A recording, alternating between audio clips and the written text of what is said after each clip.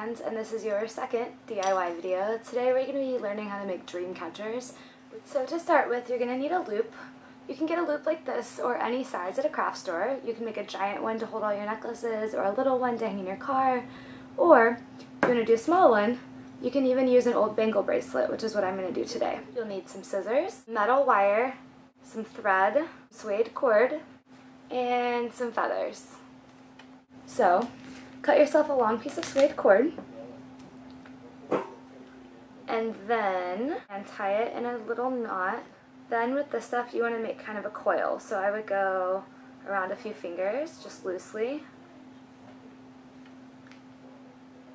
so that it can pass through the middle of your loop easily. Then you're going to take this and start wrapping it tightly around the loop. Basically, you just have to go around and around until you get back to the starting point.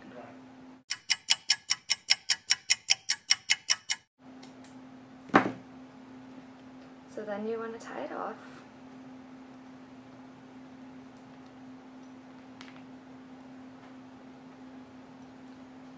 And give it a nice good knot. Then you can leave a loop when you're pulling it through so that you can hang it from stuff.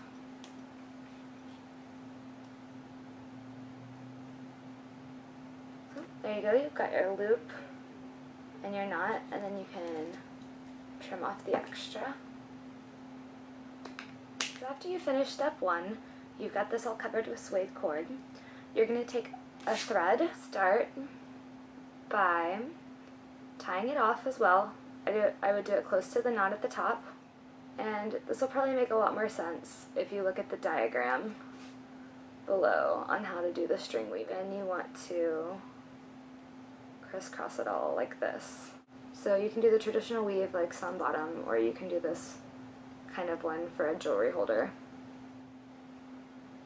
And then you're going to go around the center point.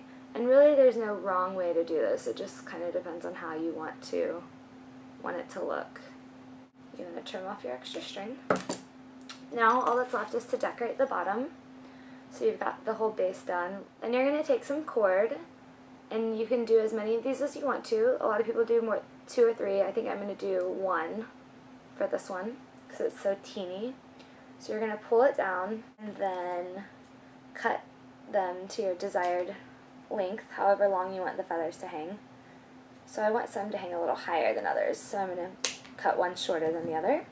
Then you're going to take some of this wire, tightly wrap it around the base of the loop so that it's secure. And then you're going to do the same thing with your feathers, and you're going to hold them on to the end of the suede cord in bundles. And the same way that you just wrapped the top, you're going to wrap this really tightly. Okay, so last but not least, you're going to take your last bit of feathers and wrap really tightly. Again, there you are. You have a teeny dream catcher that you can hang on the wall or in your car and hang jewelry from and anything like that. So that's it for your second DIY, and I'll see you next time.